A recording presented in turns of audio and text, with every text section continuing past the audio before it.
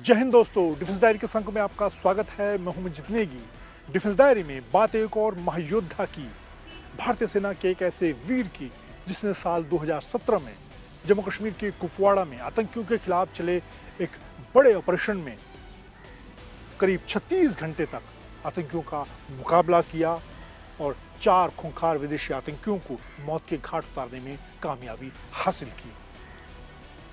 इस महायोद्धा की कीर्ति के लिए उसे मरणोपरांत कीर्ति चक्र से सम्मानित किया गया। बात करेंगे इस महावीर की, लेकिन उससे पहले डिफेंस डायरी में तीनों सेनाओं से जुड़ी कुछ बड़ी खबरों को नोट कर लेते हैं। पहली बड़ी खबर भारतीय सेना से जुड़ी हुई है। लद्दाख और अरुणाचल सरहद पर चीनी सेना के साथ भारतीय सेना की तनातनी लगातार बनी हुई है। दोनों ही सेनाएं अपने मोर्चे पर तैनात हैं। चीनी सेना की संख्या की अगर बात की जाए तो 50,000 से ज़्यादा सैनिक चीनी सेना के हैं और भारत भी चीन की हर हिमाकत का जवाब देने के लिए पूरी मुस्तैदी के साथ सरहद पर तैनात है। पिछले सालों में, खासतौर से सर्दियों के महीने में, ऊंचाई वाले इलाकों में चीनी सैनिकों को भारत से मुकाबले में काफ़ी मुश्किलें आई। उससे निपटने के लिए अब चीनी सेना ने एक नया रास्ता ढूंढा है। तिब्बत के नवयुवकों को चीनी सेना पीएलए में शामिल कर रही है और अब भारतीय सेना की खुफिया जानकारी के मुताबिक लद्दाख और अरुणाचल सरहद की कुछ पोस्टों पर तिब्बती सैनिकों की तैनाती नजर आ रही है।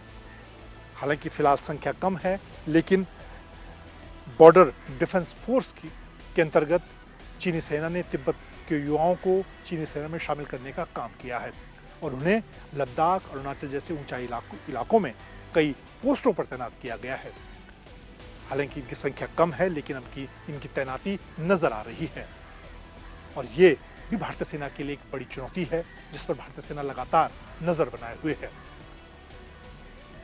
चीन पिछले कई सालों से कोशिश करता रहा है कि वो तिब्बत पर अपने कब्जे को मजबूत करे, वहां के स्थानीय लोगों को अपनी सेना में शामिल करे, लेकिन अब धीरे धीरे उसने भारत से लगे इलाकों में नए गांव बसाने का काम शुरू किया और अब उसी दिशा में तिब्बती नवयुवकों को भी अपनी सेना में शामिल कर रहा है, जिस पर लगातार भारतीय सेना नजर बनाए हुए है। आने वाले दिनों में उसके खिलाफ किस तरह के कदम उठाने हैं, उस पर भी भारतीय सेना अपना फैसला करेगी।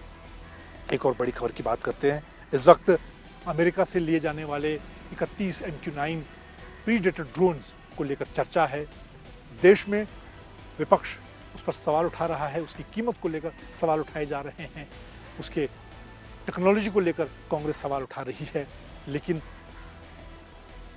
तीनों सेनाएं प्रीडेटर ड्रोन को लेकर अपनी तैयारियों को चाक चौबंद कर रही हैं। आने वाले दिनों में एक ज्वाइंट कमांड के अंतर्गत 3 हब सेंटर बनाए जाएंगे जहां पर इनकी तैनाती होगी और ये दुनिया के सबसे बेहतरीन घातक ड्रोन माने जाते हैं, जिन्हें सरहद पर 3 अलग अलग जगहों पर तैनाती की जाएगी।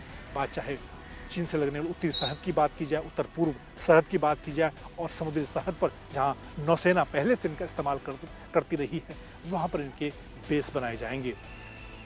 देश और दुनिया में बदलते हालात के बीच, युद्ध के बदलते तरीकों के बीच, भारत की तीनों सेनाएं दुनिया के इस बेहतरीन ड्रोन का इस्तेमाल सर्विलांस से लेकर दुश्मन के खिलाफ किसी ऑपरेशन में भी करने की तैयारी कर रही है और इसीलिए इसे ज्वाइंट कमांड के अंदर 3 अलग अलग सेंटर या हब में रखा जाएगा। इस तरह से तीनों सेनाएं इसका बेहतरीन इस्तेमाल करेंगी, न सिर्फ समुद्री मोर्चे पर बल्कि जमीनी सरहद पर भी। चीन और पाकिस्तान दोनों ही सरहद पर इनकी तैनाती की जाएगी। एक और बड़ी खबर की बात कर लेते हैं जो नौसेना से जुड़ी हुई है।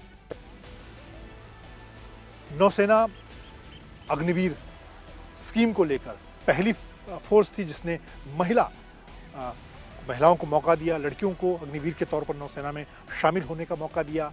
नौसेना में लड़कियों के तौर पर अग्निवीर का पहला बैच नौसेना में शामिल हो चुका है और अब खुद नौसेना प्रमुख देश भर में नौसेना की रीच बढ़ाने के लिए, नौसेना में युवाओं को जोड़ने के लिए एक अनोखा कार्यक्रम कर रहे हैं। एडमिरल हरि कुमार पहले नौसेना अध्यक्ष हैं जो लद्दाख जा रहे हैं, वहाँ पर युवाओं का हौसला बढ़ाएंगे और नौसेना का कहना है कि चाहे बात नॉर्थ ईस्ट की हो या लद्दाख की हो, जहां पर बहुत कम संख्या में लोग नौसेना में शामिल होते हैं। एक आंकड़े के मुताबिक लद्दाख के मात्र 7 लोग नौसेना में हैं, जिसमें 6 सेलर हैं और 1 अधिकारी है। इसीलिए पहली बार नौसेना प्रमुख एडमिरल हरि कुमार नौसेना की रीच बढ़ाने के लिए लद्दाख दौरे पर जा रहे हैं, जहां पर वो वहां के युवाओं को नौसेना में शामिल होने के लिए प्रेरित करेंगे। तो इस तरह से नौसेना देश के अलग अलग इलाकों में लोगों को नौसेना से जोड़ने का काम कर रही है। डिफेंस डायरी में बात अब हवलदार गिरीश गुरुंग की। भारतीय सेना के एक ऐसा जांबाज सैनिक जिसने जम्मू कश्मीर में 36 घंटे तक चले आतंकियों के खिलाफ ऑपरेशन में महत्वपूर्ण भूमिका निभाई और 4 खूंखार आतंकियों को मौत के घाट उतारने का काम किया। हवलदार गिरीश गुरुंग का जन्म 25 फरवरी 1979 को नेपाल में हुआ। नेपाल के कास्की जिले के वो रहने वाले थे और 10वीं कक्षा तक पढ़ने के बाद 19 साल की उम्र में वो भारतीय सेना में शामिल हुए।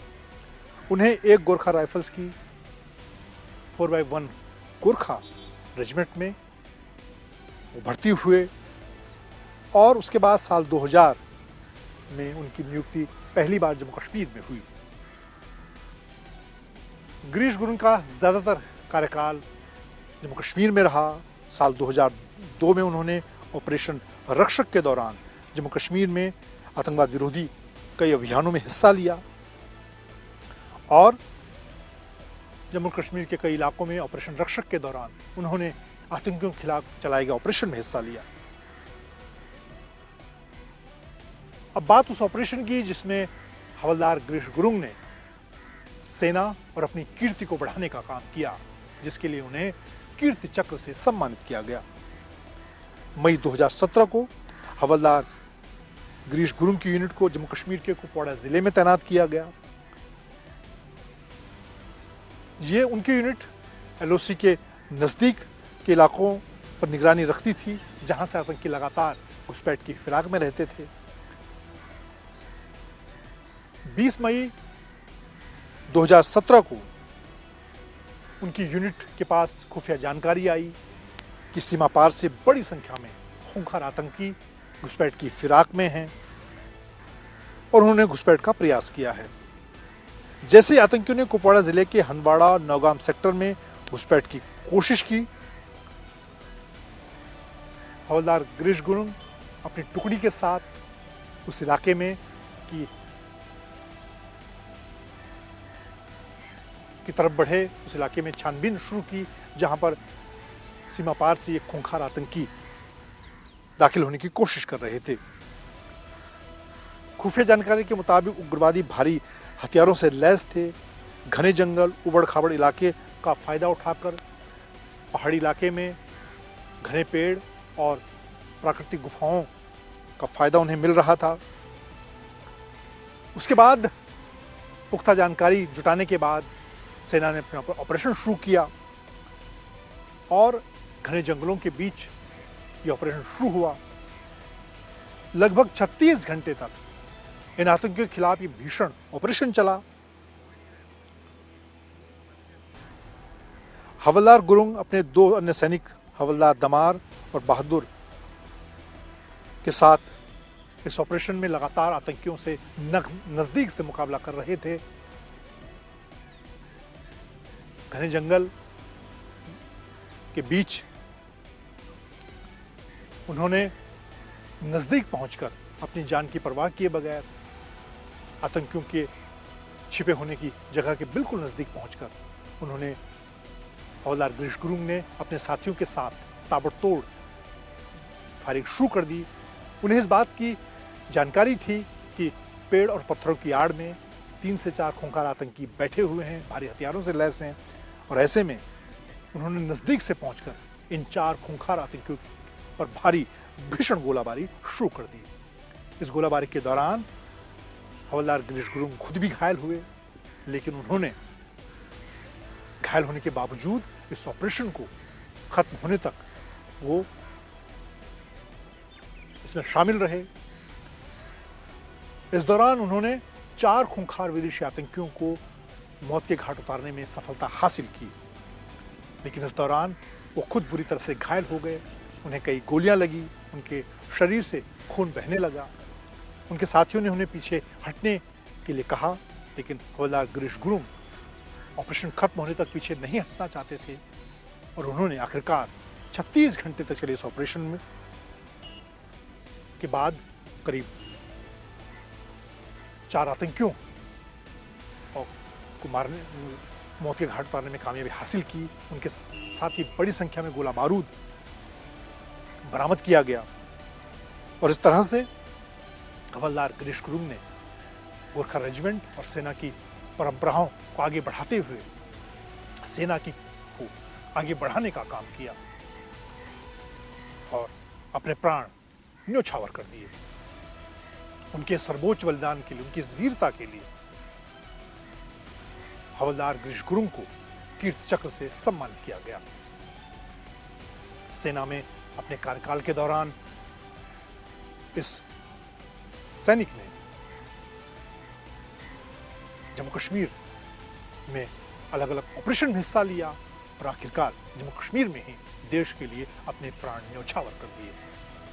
भारतीय सेना की सर्वोच्च परंपराओं को आगे बढ़ाते हुए हवलदार गिरीश गुरुंग ने भी एक सैनिक की परंपरा, एक टीम लीडर की परंपरा को आगे बढ़ाया और 36 घंटे तक चले इस ऑपरेशन में अपने साथियों का नेतृत्व किया, अपने साथियों को से आगे बढ़कर दुश्मन का मुकाबला किया। डिफेंस डायरी में आज के लिए इतना ही। अगले अंक में बात एक और महायोद्धा की। जय हिंद।